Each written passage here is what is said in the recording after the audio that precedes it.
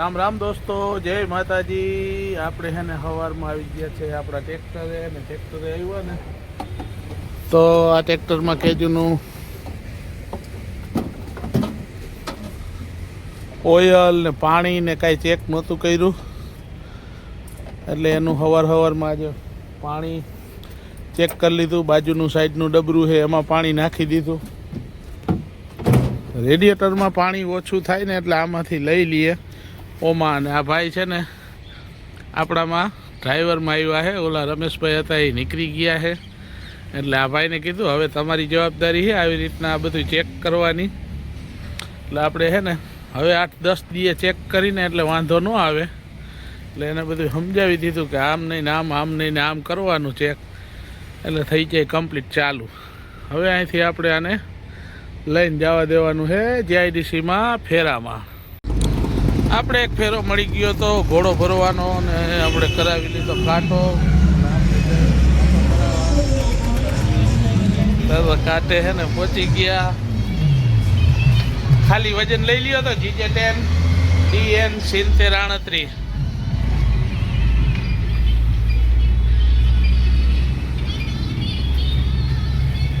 આપણા ટ્રેક્ટરનો વજન છે 3295।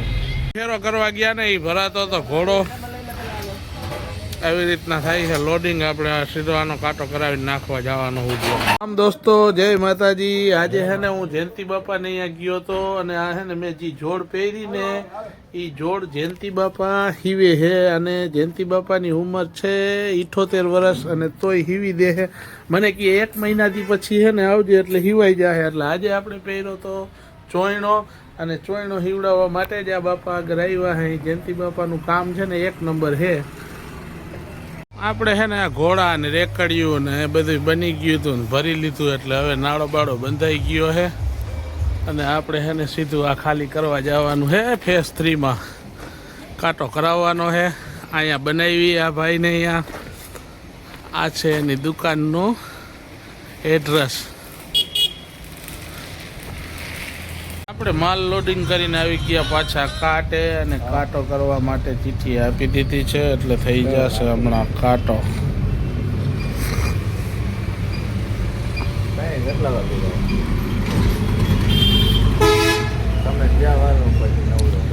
કાંટો થઈને માલ થયો 400 ને કેટલો થયો 825 કિલો વજન થઈ ગયો બધાય માલનો કમ્પ્લીટ।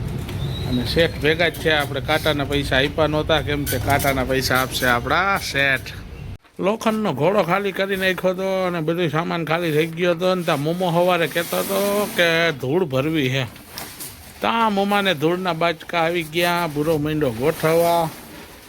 આ બીજો આ ઢગલો ભરવાનો ધૂળનો।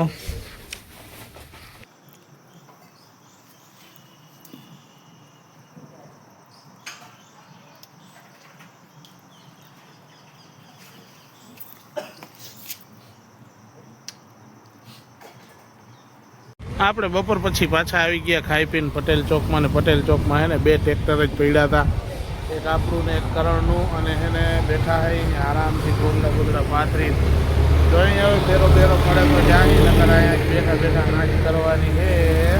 આપણે એક ફેરો મળી ગયો તો છેલ્લો, અને ડેલા ભરી લીધા હતા, અને ખાલી થાય છે। એટલે દોસ્તો, રામ રામ, જય માતાજી। આપણો બ્લોક આજનો અહીંયા પૂરો કરી છે।